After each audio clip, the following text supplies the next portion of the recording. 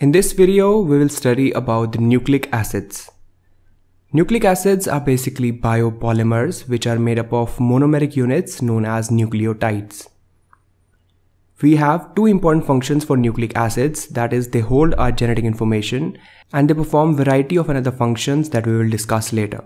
We have two important types of nucleic acids in our body, the DNA and the RNA. Let's first try to understand the definition of nucleic acids. So nucleic acids are biopolymers.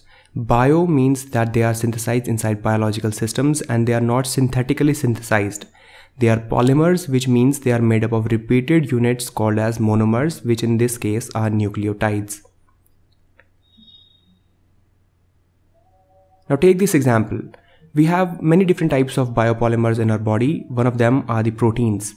And most of you know that the proteins are made up of repeated units called as amino acids.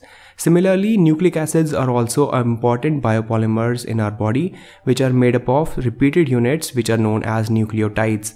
So the next important thing is to understand the basic structure of a nucleotide, which will help us to understand the structure of nucleic acids in detail. Now this is a simple diagram explaining the structure of a nucleotide. As you can see, the single nucleotide is made up of three important groups: the phosphate, the sugar, and the nitrogenous base. And these groups are attached to one another by bonds, which we'll discuss later. To understand the complete structure of a nucleotide, let's try to understand the structure of these groups one by one. So the first is the sugar.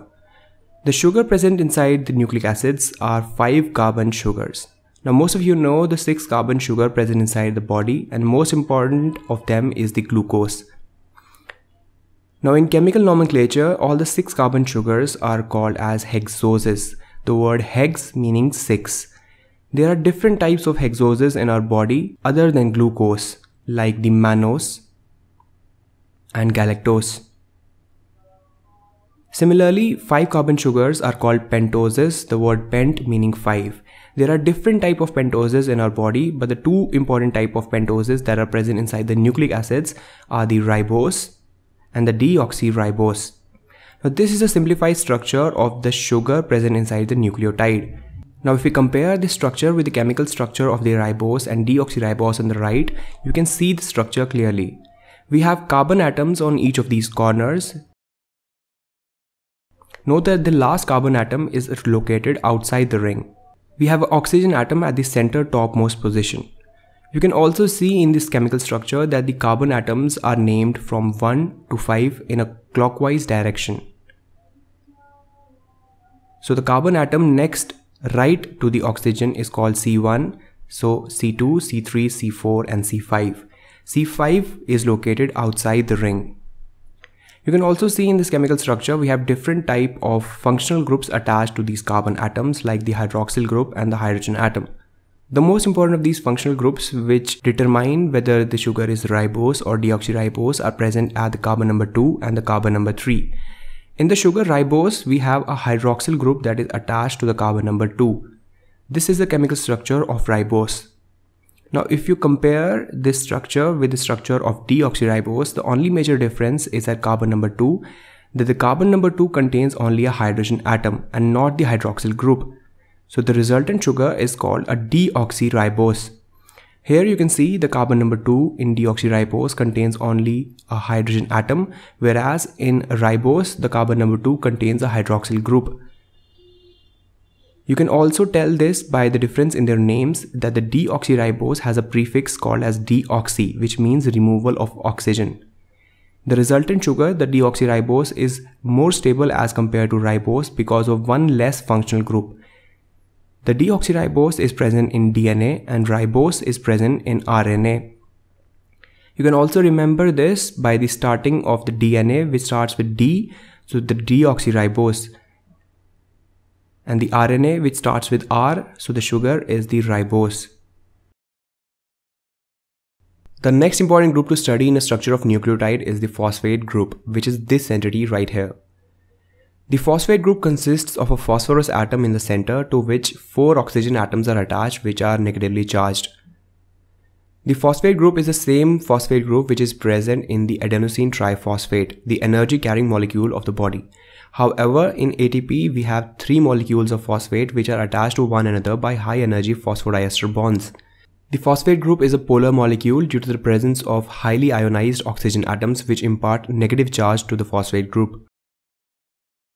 Now the third important structure present in the structure of a nucleotide is the nitrogenous base. Nitrogenous bases are basically molecules that contain nitrogen in varying amounts and they act as a base. Now, most of you know that the human body contains organic chemicals which have carbon, hydrogen and oxygen in varying amounts. In nitrogenous bases, nitrogen combines with all of these atoms to form ring-like structures. These molecules are called bases since they can donate electrons to other molecules and form new molecules in this process. The nitrogen combines with all of these other atoms to form ringed structures. Now we can have two different types of ringed structures. One where there are single rings and second where there are double rings. The single rings are called pyrimidines and the double rings are called purines. We have three different types of pyrimidines, the thymine, cytosine and the uracil. And we have two different types of purines called adenine and guanine. In the center, you can see the chemical structure of each of these bases. As you can see, the purines, which are double ring structures, adenine and guanine. Due to the presence of double rings, these purines are larger as compared to the pyrimidines. The thymine, cytosine and uracil all are single ringed structures and they are smaller as compared to the purines. The difference in the size of these bases is very important as it helps to pair these bases in the structure of DNA properly, which we'll study later. So now you know the individual structures which are present in a single nucleotide. Next we will look at how these individual structures bond to each other to form a single nucleotide. And then we will look at how many nucleotides bind to each other to form a chain of nucleotides, which is called a polynucleotide, which can be either DNA or the RNA. So if we take a sugar and name just the important carbons here, which will be the carbon number 1 and the carbon number 5. And of course, you can see that at the carbon number 2, there is only a single hydrogen atom. So this sugar will be a deoxyribose. Now to pair this deoxyribose sugar with this pyrimidine ring, the bond formed will be between the N1 of the pyrimidine ring and the C1 of the sugar.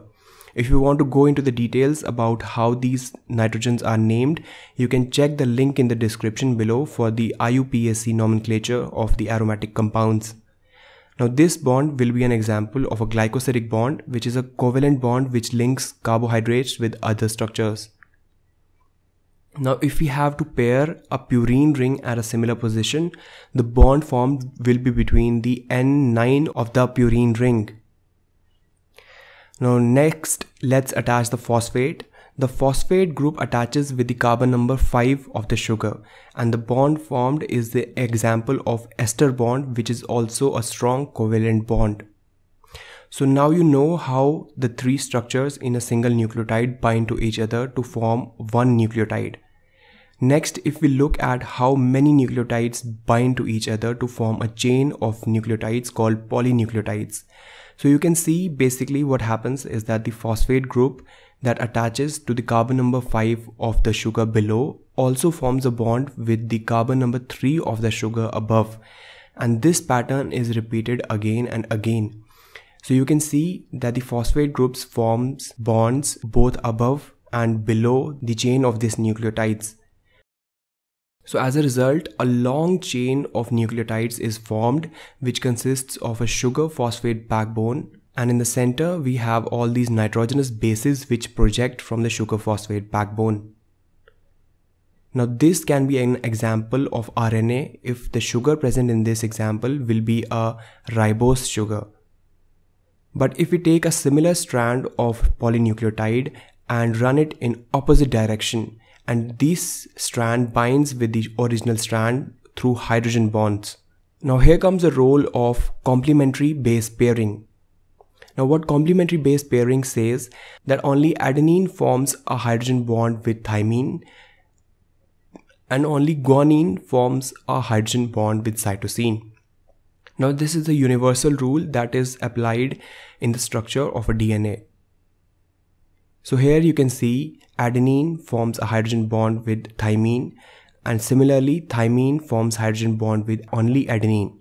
In similar case, guanine forms a hydrogen bond with cytosine and vice versa.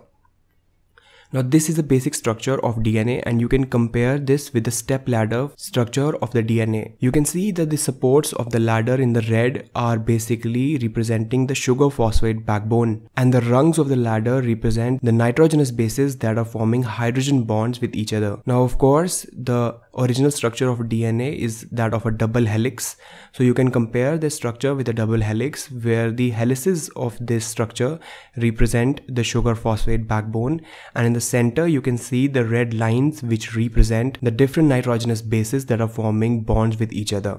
So this was an introductory video explaining you the structure of nucleic acids. In subsequent videos we will study in detail the structure of DNA, the structure of RNA, DNA replication, transcription, translation, and many other topics. So make sure to subscribe to our channel for further upcoming videos, and also make sure to like our Facebook page for all the notifications and flashcards. Thank you so much for watching.